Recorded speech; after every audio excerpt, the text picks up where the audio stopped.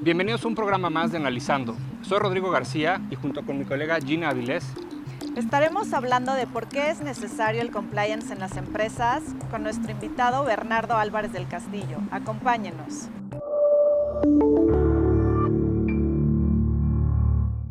Hola, estamos en el programa Analizando y yo soy Georgina Avilés y estoy con mi compañero Rodrigo García. Qué gusto verte. Igualmente, Gina, muchas gracias. Y con nuestro super invitado de lujo, Bernardo Álvarez del Castillo Vargas. Y él es, desde septiembre de 2020, director de Compliance de Gin Group. Es impulsor de un programa de Compliance PLD, Anticorrupción e Integridad Corporativa para más de 10,000 empleados. Empresa transnacional líder en soluciones integrales de vanguardia en administración de talento humano. Tiene un doctorado en Derecho Constitucional por la Universidad Complutense de Madrid. Es licenciado en Derecho por la Universidad Anáhuac del Norte. Tiene un diplomado por la Fletcher Law School de Tufts University Boston de Estados Unidos. Tiene diplomado en Derecho Parlamentario por la Universidad Iberoamericana. Tiene diplomado por la Universidad Panamericana México en materia de compliance y diplomado por la NADE en materia de compliance y anticorrupción. Bernardo, qué gusto tenerte aquí. De verdad es un lujo que nos acompañes el día de hoy. No, muchas gracias, Gina. Rodrigo, muchas gracias a la barra. Me siento muy contento. La verdad es que este espacio nos va a permitir platicar muchos temas que hoy día están de moda, ¿no? Que escuchamos acerca del compliance, más allá de definir lo que es. Creo que nos esperan unos minutos muy interesantes para entender el scope global de lo que es compliance. Entonces, pues gracias a ustedes, el privilegio es mío, sin duda. Muchas gracias, Bernardo. Oye, cuéntanos por qué está de moda el compliance y cuál es su relación con el derecho y el mundo corporativo. Mira, tenemos que irnos un poquito en el tiempo atrás para entender esta figura, ¿no? En la terminología más rápida deviene del anglicismo to comply with, ¿no? Cumplir, que parecería de pronto como obvio, ¿no? Pues cumplir, pues todos tenemos que cumplir. Y más nosotros que tenemos esta formación de abogados, pues nos enseñan el deber ser, ¿no? El debido cumplimiento como abogados, el cumplir la norma, el no incumplirla. Lo que pasa es que tenemos que echarnos unos casi 40, 45 años en el tiempo para entender cómo estos primeros sectores farmacéuticos o financieros comenzaron a desarrollar unas figuras llamadas oficiales de cumplimiento que eran supervisores de las funciones propias que ellos venían desarrollando. ¿A partir de qué? Pues que las autoridades detectan ciertas conductas atípicas o que se estaban empezando a portar mal. En México solamente las empresas extranjeras o transnacionales con operaciones en otros países, ya hace 20 añitos, yo creo, principios de los 2000, comenzaban a tener estas áreas de cumplimiento, que regularmente estaban en el área legal. Era muy común que el director legal, el director jurídico, fuese también el director de cumplimiento. Hilaban mucho el tema de compliance con lo legal. Y voy a intentar transmitirles lo que ha sido mi experiencia para decirles que no tienen nada que ver una con la otra. Compliance tiene que ver con legal, como tiene que ver con recursos humanos, como tiene que ver con finanzas. Es un área totalmente transversal dentro de una compañía. Pero entonces ahí me preguntas por qué está de moda. Pues porque en México desde hace 5 años hubo cambios a las leyes. El más importante, y ustedes lo han platicado aquí en otros foros, la responsabilidad penal de las empresas. Antes, ninguna de nuestras leyes siquiera pensaba que una empresa podía ser penalmente responsable de la comisión de un delito. El responsable era la persona que trabajaba para la compañía. Entonces, bueno, pues viene toda una ola de cambios normativos, se empieza a hablar en Europa, en Canadá, en Estados Unidos sobre la integridad corporativa de las empresas y le empiezan a llamar, esto es compliance, porque tiene que ver con cumplir. Todavía ahí vamos un poquito limitados en la definición de lo que es verdaderamente un compliance, que de antemano te digo es todo un sistema global de gestión de riesgos. Porque compliance no se trata de resolverle los problemas o de transparentar las malas prácticas. Compliance se trata de mitigar esos riesgos. ¿Qué vas a hacer para mitigarlos? No basta con cumplir la ley para mitigar un riesgo. Al interior de la empresa te tienes que meter para generar todo un programa de cumplimiento normativo, ¿no? De cumplir las leyes internas y externas, pero las internas son las más interesantes. Y se puso de moda porque empezamos a ver que ya ahora, desde que tenemos la Ley General de Responsabilidades Administrativas, te sugiere que si tienes un programa de integridad corporativa o un programa de compliance, un juez podrá tomarlo en cuenta para disminuir tu pena si te están investigando por un delito de los que ya pueden cometer las empresas. Está de moda porque se está poniendo de moda en el mundo. En España en el 2015, cambiaron la ley en donde ya atenuan penalmente a las empresas, y en América Latina y en México viene de los últimos 5 años a la fecha. De 2014 a 2019, Chile, Argentina, Brasil, bueno, Brasil por supuesto, ¿no? Ha sido país ejemplo del combate a la corrupción, por supuesto el caso Odebrecht, Estados Unidos con el caso Enron hace 15 años, y entonces toda América Latina, que increíblemente, incluido México, se permeó con el tema de Odebrecht, pues empezaron y subidos a los pactos internacionales o a las convenciones en materia de combate a la corrupción, tienen que adecuar sus marcos normativos. Así lo hizo México, en el artículo 113 constitucional, que crea el Sistema Nacional Anticorrupción. Se puso de moda porque ya el Sistema Nacional Anticorrupción, que no existía en México, te empieza a hablar de la responsabilidad de las empresas. Un poquito por eso se puso de moda. Y Bernardo, justamente con la explicación que acabas de dar en cuanto a que no solo se enfoca en la parte legal, se involucra una parte financiera, recursos humanos, ¿qué se necesita entonces para tener un buen programa de cumplimiento? Mira, ayer en los últimos días lo estaba platicando. Yo a lo largo de estos años de estar inmerso en esta materia he llegado a una conclusión. Compliance verdaderamente no es para la empresa que lo necesita. Eso es como que obvio. El compliance es para la empresa que lo quiere. Hay una gran diferencia entre la necesidad de algo y de querer algo. Si se componen los dos, o si se juntan estos dos elementos, ¿no? La necesidad y quererlo, entonces ya entras con el pie derecho en un programa de compliance. Se necesita voluntad, se necesita la voluntad de la alta dirección, se necesita que la empresa esté dispuesta a establecer recursos específicos, porque compliance no es barato, y no porque cueste mucho, sino porque tienes que desarrollar un sinnúmero de actividades, de acciones, generar políticas, hacer análisis, capacitar, entender. O sea, tienes literal que arremangarte la camisa y meterte primero a entender el negocio. El paso 1 es conoce el negocio. No es lo mismo un negocio que hace cerámica a un negocio del sector de los alimentos.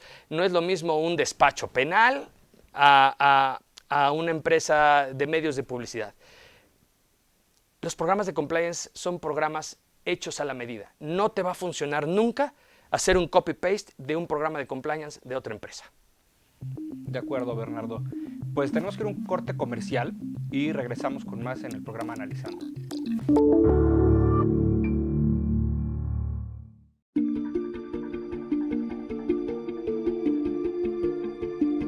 Señores, hemos concluido el programa académico del 17º Congreso Nacional de Abogados organizados por la Barra Mexicana en esta hermosa ciudad y puerto de Mazatlán, Sinaloa. Este exitoso congreso fue posible gracias al arduo trabajo de muchas personas. Agradezco en primer lugar el decidido apoyo que nos dio el gobierno del Estado, quien amablemente nos ofreció esta cena. Este congreso fue muy exitoso gracias a la participación de todos. Juntos coadyuvamos a un mejor futuro de la abogacía, del Estado de Derecho con justicia y democracia, del desarrollo sostenible.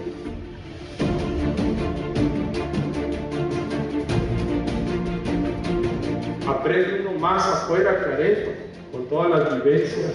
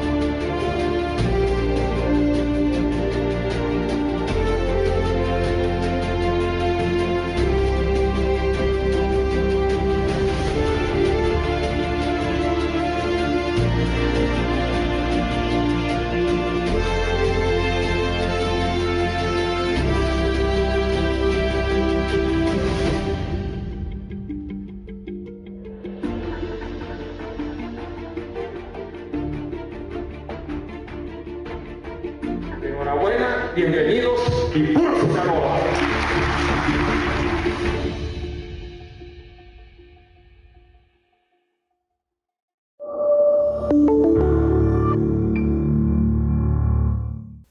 Estamos de regreso en el programa Analizando con Bernardo. Siguiendo un poco, Bernardo, con el bloque anterior, ahora entonces la pregunta que te hago en relación al mismo programa. ¿Cuál es el riesgo o cuáles son los riesgos de no contar con un programa de cumplimiento dentro de una organización? Gracias, mira, es una gran pregunta. En los últimos años y muchos autores han dicho, y me voy a permitir decirlo en inglés, dicen, do you think compliance is expensive? Try non-compliance. O sea, ahí te están diciendo que si crees que es caro el compliance, pues imagínate lo que va a costar no tenerlo. Porque ¿qué significa no tener un buen programa de compliance? Pues estar muy vulnerable a multas. En el caso mexicano, por ejemplo, las multas pueden llegar hasta cerca de, si no me equivoco, 113 millones de pesos por acción de corrupción. ¿Qué empresa te aguanta un tiro de esos? Lo digo con este lenguaje, difícilmente. O que te bajen la cortina, o que te disuelvan la sociedad. De ese tamaño son las penas. Es decir, el Código Penal Federal, el Código Nacional de Procedimientos Penales han endurecido todas sus penas para que el empresario se la piense bien. Porque no es un tema binario. Pues como a mí no me sancionan, yo me sigo portando así. Que era lo que pasaba en el pasado, ¿no? Pues mientras no me cachen, yo voy a seguir comprando facturas, ¿no? Yo recuerdo en una empresa donde estuve, el contador me decía, oiga, Alicia, entonces ya no podemos seguir comprando facturas. Yo le decía, o sea, ya el planteamiento me ha puesto nervioso. Le decía, contador, por favor, no me venga a mí a decir esas cosas. Es que nunca se ha podido. Claro. Es decir, el cumplimiento siempre ha estado ahí, pero también lo he platicado en otros foros. ¿A quién le gusta portarse bien? Híjole, qué pregunta tan complicada. El riesgo de no tener un programa de compliance creo que hoy día es altísimo, verdaderamente es altísimo. Porque vemos esfuerzos, ¿no?, de grandes asociaciones, vemos los esfuerzos como el de la Barra por difundir esta cultura de cumplimiento, porque el empresario verdaderamente se suba a esta ola del cumplimiento, que significa dos cosas. Número uno, un cambio de mindset. Es muy difícil, empresas de muchos años, ¿no? No sé si se pueden decir aquí marcas, pero bueno, una empresa de productos lácteos, con un programa agresivísimo en los últimos 2 años para la modernidad, para subirse a toda esta cultura de un World Class Compliance. De pronto viene un cambio en la directiva, retoman la directiva, directivos de hace muchos años, dicen, ¿y eso del compliance qué es? No, yo voy al negocio, esto no lo necesito, y ¡pum! Es decir, a eso estamos expuestos. Hay una generación de empresarios que por la edad, por el tiempo, por el giro del negocio, dicen, es que eso no lo necesito. Por eso te decía hace rato, no es tanto para el que lo necesita, eso es obvio, lo vas a necesitar porque donde te portes mal y te sancionen, vas a tener que estar dispuesto a pagarlo. No importa, yo pago la multa. No, a ver, ahí es ese cambio de mindset que te digo. Si yo excedo el límite de velocidad en la carretera de Acapulco y estoy dispuesto a pagar mi multa, pero llego rápido, pues no estoy entendiendo el riesgo que conlleva un accidente, causarlo a los demás o llegar sano y salvo.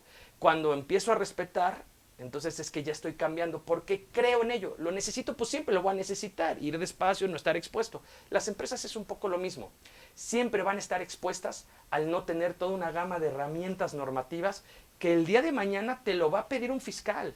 Hoy día debe de haber abogados especializándose en la materia de combate a la corrupción para, no sé si crear una tercera sala en la Suprema Corte, como hay por ahí un proyecto que se especialice en combate a la corrupción, o habilitar esta sala en el Tribunal de Justicia, el Tribunal Federal de Justicia Administrativa. Ahorita hay todavía una sala que está temporal atendiendo esos asuntos que llegan, pero no hay gente especializada porque no hay licenciaturas en compliance. Hay esfuerzos de diplomados, hay esfuerzos de certificaciones, pero hay tantas, Dios mío, y las conozco porque he estado en todas. Entonces, de repente creo que ahí hay que poner un poco el orden para que las empresas verdaderamente se tomen en serio a los que en serio queremos hacer compliance. Repito, compliance no es generar algo en lo que no se cree, es generar políticas, normas, acuerdos, tomando en consideración lo que cree la empresa. Por eso es que los americanos también hablan mucho de la famosa frase tone at the top. El tone at the top que debe haber en un programa de compliance es porque el director de compliance tiene que ser alguien con un puesto directivo. No puede ser cualquier persona, no es un gestor, es alguien que en algún momento va a tener que defender a la empresa. Claro. Para defender una empresa, ¿qué tienes que hacer? Pues primero conocerla, estar dispuesto a asumir la responsabilidad. No es lo mismo un representante legal que un director de cumplimiento. Sí. Juegan funciones totalmente distintas. Antes, pues, velo con el representante legal. No, ahora hay un problema, velo con mi oficial de cumplimiento. Entonces, ese oficial de cumplimiento tuvo que conocer la empresa, hacer un verdadero análisis de riesgo dependiendo al giro de la empresa. Y sobre todo, dos cosas que yo hablo muchísimo, la capacitación y el entrenamiento. Estás obligado como empresa a capacitar a tu gente. Si no la capacitas, le socializas las normas, los riesgos, pues la gente difícilmente va a ir a hacer su chamba y de pronto va a llegar la noche. ¿Cómo te fue bien? Pues no normal. Diferente que hoy día puedes llegar y decir, ¿cómo te fue? Fíjate que en mi oficina me hicieron tomar un curso en línea. Me hicieron 20 preguntas, pero ¿qué crees? Ya sé lo que es un acto de corrupción. Ya sé lo que es el lavado de dinero. Yo no sabía. ¿Y qué crees? Mi jefe lava dinero. ¿Y qué crees? Hay un sistema de denuncia que es anónimo, confidencial. ¡Pum! Esos elementos de un programa de compliance, imagínate si no los tienes. Si tú todavía crees que una caja transparente es tu buzón de quejas, pues les van a seguir aventando ahí la publicidad, ¿no? La monedita, sí. Pero no lo van a utilizar para ese fin. Pero no, la gente no tiene la obligación de saber algo que es obligación de la empresa transmitírselo. Y ahí es donde el oficial de cumplimiento juega ese rol. Por eso, y ayer lo comentaba, el oficial de cumplimiento creo que tiene que tener, por supuesto, una firme vocación de abogado, pero también súmale contabilidad, finanzas, psicólogo, psiquiatra, porque el oficial de cumplimiento de pronto sí le creen y sobre todo confían en él. Y qué difícil es cuando verdaderamente dices, oye, la gente sí confía en mí, y no por la jerarquía, sino porque ve exactamente esa función de no tenerlo. Y vuelvo a lo mismo, si creen que es caro, imagínense lo que les va a costar no tenerlo. Y también lo decía el otro día, va a pasar, estoy convencido que en México va a pasar. Veremos empresarios sancionados por el Sistema Nacional Anticorrupción por no cumplir o que les cierren el negocio. ¿Sí? Que no hayan tenido la capacidad y que ahora sí digan, qué caro me salió no crear un programa de cumplimiento. Entonces ahí hay que tener cuidado. Y sobre todo que sean programas de cumplimiento vivos. Si lo que quieren es hacer un white paper precioso, seguramente hay gente que lo hace. No, compliance tienes que meterte. Por eso yo recomiendo que tiene que ser un poco un híbrido. Sí hacerte de asesores externos, dependiendo la multiplicidad de materias que hay en materia de compliance, pero tiene que haber in-house un director de compliance. Eso le da vista y le da presencia a tu programa de cumplimiento, porque a él te van a preguntar. Esto es muy común en Estados Unidos, ya sea la SEC o el DOJ, el Departamento de Justicia o la Security Exchange Commission, constantemente van y buscan al oficial de cumplimiento para que les demuestre cómo va su programa, así, aleatoriamente. Y tienen que tener todo listo para acreditar que en efecto su programa está vivo y no es solo de papel. Buenísimo, Bernardo. Pues vamos a un corte y regresamos al programa Analizando.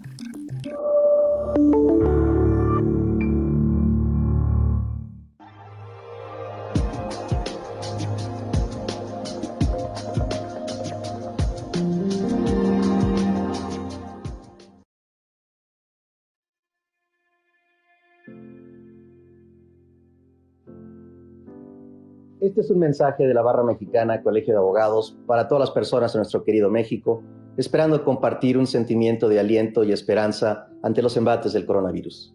Este mensaje se presenta por conducto de 5 miembros del Consejo Directivo, 5 coordinadores de comisiones y 5 presidentes de capítulos, con paridad de género. La emergencia sanitaria nos afecta ahora más que nunca, y es por ello que te invitamos a fortalecer la unión, la tolerancia con tus seres queridos y con la sociedad en general. Erradiquemos la violencia en el hogar y procuremos una sana convivencia en casa, así como en las relaciones de trabajo. Hacemos votos para que la solidaridad y el altruismo surjan en los corazones de todos aquellos que tienen el privilegio de poder ayudar. Médicos, enfermeras y demás personal de salud cumplen con su deber de cuidarnos a pesar de los riesgos que ello implica. Correspondamos, por favor, a ese cuidado con respeto y agradecimiento que se merecen. Si bien la pandemia está agravando la situación económica del país, te invitamos a hacer un esfuerzo de civilidad, honestidad y sobre todo de buena fe para que podamos llevar a buen puerto los acuerdos que afectan nuestra capacidad de cumplimiento y que impactan la economía familiar. En la medida de lo posible, mantengamos las fuentes de trabajo y la mayor cantidad de trabajadores que requieren las familias. Como dice Jalil Gibran, por muy larga que sea la tormenta, el sol siempre vuelve a brillar. Mantengamos viva la esperanza y cumplamos con las medidas sanitarias para evitar contagios. Debemos dejar de lado nuestras diferencias y unirnos en torno a un mismo objetivo común: superar esta emergencia sanitaria. No permitamos que los discursos y las expresiones de odio o discriminación nos dividan. Ahora más que nunca, la solidaridad, la empatía y la honestidad nos deben fortalecer. México es un gran país, con un pueblo extraordinario que no se vence con las adversidades. El COVID-19 no nos vencerá, al contrario, nos fortalecerá si lo enfrentamos con humanismo. El pesimista se queja del viento. El optimista espera que cambie, pero el realista acomoda las velas. Adaptémonos a la nueva realidad. Ahora que debemos estar más tiempo en casa para no incrementar los riesgos de contagio, aprovechemos la oportunidad, nosotros los mayores, para ser los ejemplos a seguir por parte de los menores. No nos olvidemos de ser felices con lo más valioso que tenemos, el amor de nuestra familia y nuestros verdaderos amigos. Estamos seguros que saldremos adelante y deseamos que todos podamos sacar lo mejor de nuestra humanidad para el bien de nuestros seres queridos y la sociedad en general.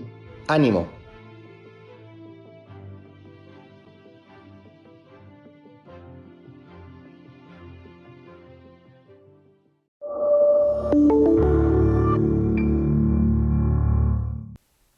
Estamos de regreso en el programa Analizando con Bernardo Álvarez del Castillo. Oye, Bernardo, cuéntanos qué relación tiene el compliance con el Sistema Nacional Anticorrupción.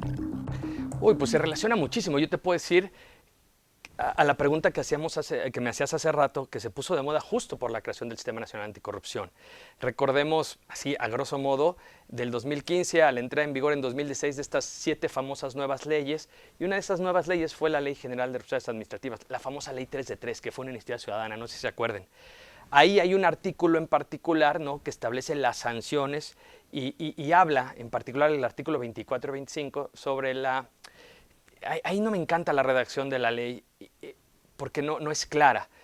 Señala que podrán tomar en cuenta que cuentes con un programa de integridad corporativa si es que estás en un proceso sancionatorio. Es decir, tenlo porque te va a servir, pero no hace el hincapié de la obligación como lo hay, por ejemplo, en Estados Unidos, ¿no? O la ISO 37001 o... cualquier cantidad de documentos en otros países que sí obliga a contar con programas de cumplimiento. Entonces, el Sistema Nacional Anticorrupción lo que viene a darnos es el scope global de la importancia, número 1, de que las empresas, cuidado, porque ya son responsables penalmente. 2, los actos de corrupción no solo los comete el servidor público, el funcionario público, los cometemos también los empresarios. Entonces, cuando tienes ya nuevas leyes que hablan al unísono de servicio público y de empresario, pues ahí se cierra la pinza en donde cualquiera puede cometer un acto de corrupción, lo cual es correcto.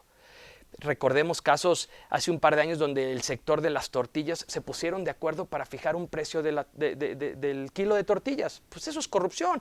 Ahí entra la COFESE, ¿no? Hay una Comisión Federal de Competencia Económica que evita esas malas prácticas que afectan en un producto de primera necesidad.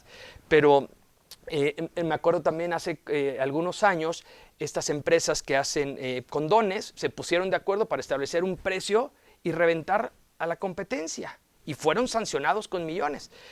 Hoy día la multa más agresiva que ha impuesto el FCPA, que es el Foreign Corruption Practices Act de los americanos, sancionó a empresas como Airbus, a empresas como la otra Boeing, porque se descubre que después de 10 años pagaban sobornos a los funcionarios de ciertos países para comprarles los aviones, los 380, estos aviones preciosos. Entonces, cuando vemos que hay corrupción por todos lados, pues el Sistema Nacional de Corrupción, en particular el 113 constitucional, nos da ya la pauta, tone at the top, de que constitucionalmente existe. Y luego nos vamos a las leyes que le dan vida, ¿no? Y tenemos ya la Ley General, por supuesto, del Sistema Nacional, que te va a decir, a ver, porque a la par también crearon 32 sistemas estatales de anticorrupción. Entonces, eso tampoco me encanta, pero nos encanta sobreregular en México. Teníamos antes 32 institutos estatales electorales y un instituto federal electoral. Ahora ya no, ahora son los OPLs y tenemos un Instituto Nacional Electoral. Tenemos un Instituto Nacional de Acceso a la Información Pública y hay 32 institutos estatales. Pasó lo mismo con el Sistema Nacional Anticorrupción. Creo que eso en algún momento va a tener que cambiar, porque si no, lo que haces es enviar señales que no necesariamente los 32 estados del país las van a recibir. Tan es así que hoy día falta, creo que Ciudad de México y un par más, de completar sus sistemas estatales anticorrupción después de 5 años. Entonces tiene que ver muchísimo porque es, digamos, es todo el engranaje legal de lo que las entidades federativas deben hacer para que ahora sí, de Tijuana a Yucatán, contemos con un sistema que combata la corrupción, no que erradique la corrupción. Es muy difícil erradicar la corrupción en ningún país. Dinamarca, Suecia, Finlandia, países donde seguramente han estado, que son maravillosos, preciosos, claro que hay corrupción, sin embargo, con niveles mínimos. ¿Por qué no hay impunidad? Aquí la gran diferencia es que aquí hay un alto índice de impunidad. Lo comentaba también el otro día, en México 2 de cada 100 casos son investigados en materia de corrupción. Nos falta mucho para verdaderamente combatir la corrupción, pero las bases se sentaron hace 5 años. Entonces tiene muchísimo que ver y con el derecho y con los programas de cumplimiento que van a mitigar, ¿no? Un programa de compliance en materia anticorrupción justamente va a mitigar esto. ¿Cómo lo vas a mitigar? Teniendo un buen código de ética, un buen código de conducta, capacitando a tu personal, haciéndole ver qué conducta es buena o mala, porque quizás el trabajador no lo sabe. O déjame ponerte un símil en materia de acoso laboral o acoso sexual. Pues el jefe no sabía que hablarles con alto era malo, ¿no? O el jefecito no sabía que decirle muñequita a su trabajadora era malo. Quizás no lo sabía, pero una vez que lo sientas, le explicas, lo capacitas, le informas, le haces ver que eso no es correcto y dice, oye, tenía razón, y cambia. De eso se trata, de hacer un cambio de cultura, y eso creo que de pronto es lo más difícil, más al interior de una empresa que, pues la empresa es negocio. La empresa, salvo que sea una asociación, una sociedad civil, la empresa es negocio y primero está el negocio. Ellos anteponen el negocio a la cultura. El gran objetivo de compliance es que vayan a la par, nunca enfrente, porque entonces te van a considerar como un stopper del negocio. Y no, un oficial de cumplimiento es un asociado, es un advisor, es un aliado del negocio al que tienen que sentar en esa mesa donde se toman las decisiones. Bernardo, justo con este cambio de mindset que decías hace unos minutos, yo te quise una pregunta un poco puntual y concreta en cuanto al tema empresarial. Supongamos que la iniciativa de reforma del outsourcing va. ¿Ves algún cambio a nivel compliance que tengan que hacer las empresas?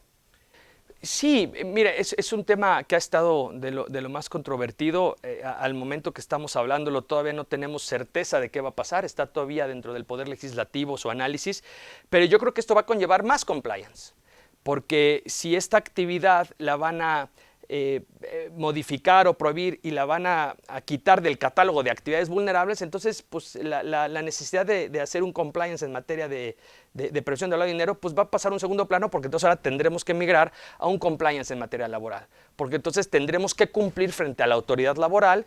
Entiendo que viene por ahí un registro, una certificación cada 3 años, en fin, ellos tendrán que autorizarte o no. Por donde lo veas, al final del día se trata de cumplir. Y con eso estoy totalmente de acuerdo. Qué bueno que las autoridades digan cumple. Pero yo creo que eso lo han querido siempre. Hay que ver los niveles de cumplimiento que la autoridad quiere. El año pasado la Secretaría de la Función Pública sacaba este catálogo de empresas responsables. Y yo preguntaba, bueno, ¿para qué quiere una información que ellos ya tienen? O sea, el gobierno puede voltearse al SAT y decirle, dame la información de tal empresa. O puedes voltearte a la UIF y pedirle, dame la información de esta empresa. ¿Por qué ahora quiere más información? Porque ahí hay que tener cuidado. Ahí entra otro tipo de compliance, la protección de datos personales. Entonces, es un tema que se va abriendo como enredadera, pero al final del día tiene que ver con un sistema integral de cumplimiento, con un sistema integral de compliance. Súper. Oye, Bernardo, ¿y cómo ves ya para cerrar el programa el futuro del compliance en México? Yo lo veo fascinante, de verdad es que lo veo, me emociona hablar de estos temas porque creo que es lo que viene. Yo en algún momento de mi vida, hace un par de años, tuve que tomar la decisión de si seguía como director jurídico o verdaderamente escindía ese área y creaba la de compliance, y creo que no me equivoqué. Creo que viene, y yo invito a toda la gente de la barra que se sume a los esfuerzos de compliance. Necesitamos más oficiales de cumplimiento, necesitamos gente que se empiece a especializar, porque créanme, las empresas nos van a necesitar, nos van a buscar, para lo bueno, para lo malo, pero nos van a buscar. Creo que ahorita viene un momento de impasse por la incertidumbre mundial por esta pandemia irreal. Entonces ahorita es sacar adelante el negocio. Y el negocio, créanme, lo van a sacar mejor a flote con un buen programa de compliance. Entonces creo que vienen buenos aires para compliance. Bernardo, qué interesante plática. Sin duda es un tema que da para muchísimo más. Espero que nos aceptes en el futuro otra invitación. Cuenten conmigo. Gracias por habernos acompañado, mi querido Rodrigo. Gracias, Gina, como Muchas siempre. Gracias. Un gusto. Muchas gracias, Bernardo. Tenerlos en el programa Analizando y nos vemos pronto. Gracias.